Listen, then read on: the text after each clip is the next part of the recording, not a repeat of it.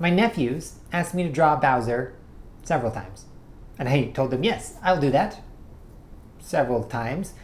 I was a little slow on the uptake, and since it took me a while to get this video done, I decided it was only fair that I draw Bowser several times.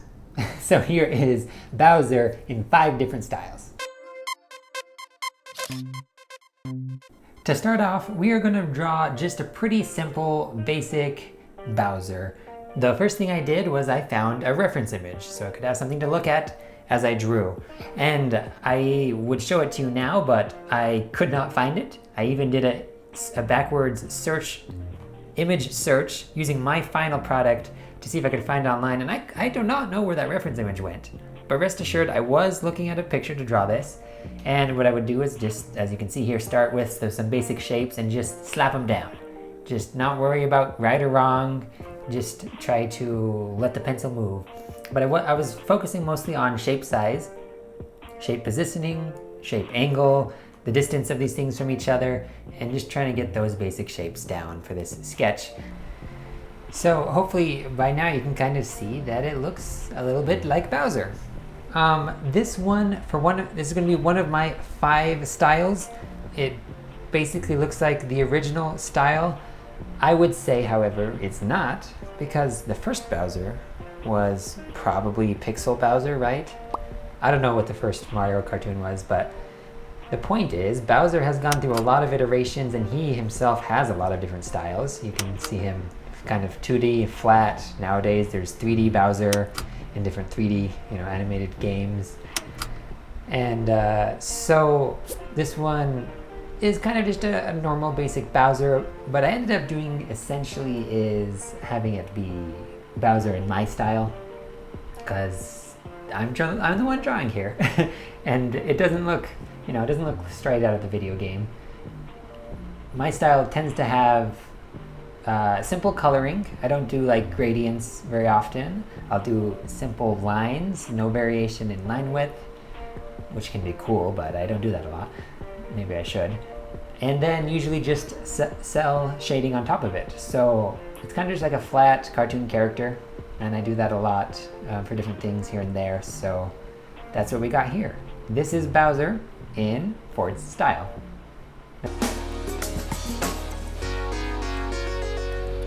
In this next style, I wanted to focus more on doing details, doing, the fingernails, the folds, the wrinkles in his skin, that kind of thing, which is why I just copied the line art from my old one. So I didn't have to redraw the whole form, and I could just spend more time to kind of look at the details and do some more line work. So the style I'm attempting to mimic here is Haddythecreator, who is a talented artist who draws a lot of times. I would watch his YouTube videos where he does, like, my favorite ones were the Pokemon abominations. So he would take a Pokemon and make him big and scary and change the proportions and add bulging veins and, drooling slobber, scary, abominable creatures, basically. But what I really like about it is the details. He spends a lot of time on the line work, and he just, it's really cool. I've drawn in his style before, and you can check that video out if you want to, but I digress. So yeah, that's Bowser here in Haddythecreator's style. Just, I kept it black and white. Again, I was really just focusing on line art on this one, and trying to make it look a little scary. So hopefully it's not too scary for you. And I hope you like it. Let's move on to the next one.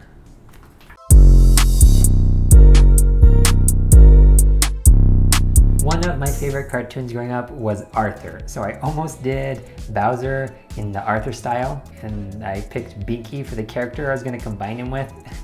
But I didn't really love how that turned out.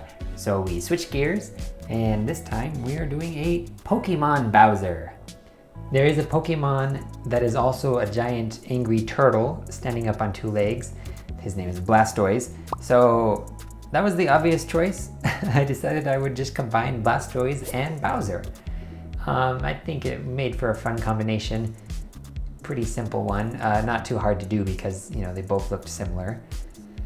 And so basically I just threw on some Bowser spikes and gave him a spiky shell. Kept kind of the same color scheme as Bowser, and just took the pose from this pose here from Blastoise and then the cannons of Blastoise, and then colored him in pretty similar.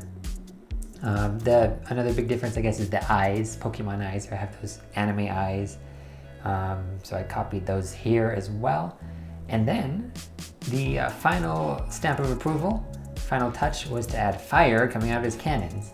To do that, I found a reference picture of Rapidash, the fire pony Pokemon, and I kind of tried to copy how they drew the fire in that. So yeah, overall, I think it turned out pretty good. This was a fun one, pretty simple one, but yeah, there we go.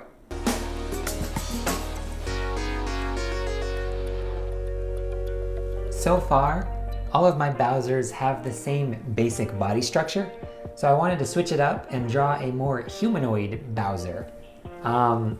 So I would say some of the best artists who draw the human form are superhero comic artists. What are the words I'm using? Yeah, basically comic book style is what I'm going for here. That's one of the things I've always enjoyed about comic books, which I know about them. I've read one comic book in my life. I got it at Hastings. It was a it was a Superman one, Superman. I didn't really understand the storyline because it was in the middle of a series, but it was fun to read. Mostly it was fun to look at the pictures. You know, the cool Superman poses, the muscles, all that cool stuff. So in drawing this Bowser, I wanted to focus on the anatomy a little bit, how the muscles work and that human form. It's something I want to get better at, and comic book artists are good at it. They also have a lot of attention to detail. Again, they will make these, they look pretty, more realistic than my style. And I really like this shading. I don't know if there's a name for this. The rim lighting, and that's really cool. I like to have the white on the edge there. I got distracted. This like really dark contrast shading is something I see a lot. I feel like it's common in comic books. This cool shading, I wanted to try that. And then basically for the pose here, I found a picture. I just Googled Abomination. He is a supervillain. And I found a picture of him, copied that pose, did a lot of the same elements as that, but then just added the Bowser face and the Bowser shell and then the coloring as well. So it's kind of just like a humanoid Bowser supervillain in some sort of comic book. I don't know. This one took a lot of time. The more details, the more time it takes.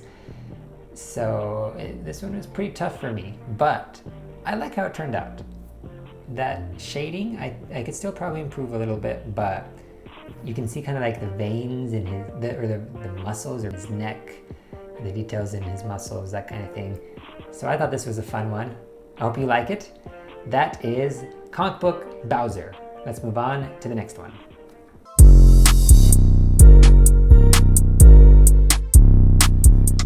Alright, so that last one was very detailed, time intensive, and difficult. So I want to do something easier, take a break, just kind of enjoy a sketch, but not have to stretch so much. So I chose a simpler style. This simple cartoon character here is based off the style of Adventure Time. So basically everything's simpler, less details, soft round edges. One of the characters has big bulgy eyes like this. Most of the other characters have just like dots for eyes, but I decided to go this route, do the big eyes, and just simple shapes, like you would expect from a cartoon. This one was quite a bit easier, took a little less time, and so that was nice. But in the end, I was happy with the result. I think it turned out kind of fun and unique. So yeah. There he is, Adventure Time Bowser.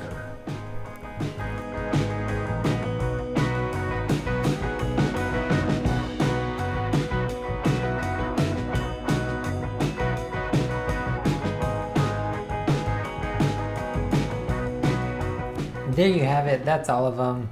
Thank you for watching this video. I hope you enjoyed it. I sure had a fun time drawing, so thank you to my nephews for the suggestion. A bunch of you asked me for it, so now you got it. If you did enjoy this video, feel free to subscribe, to push that like button, do whatever you gotta do, but no pressure. Please remember to do things that you enjoy and find time to smile. I'll see you next time.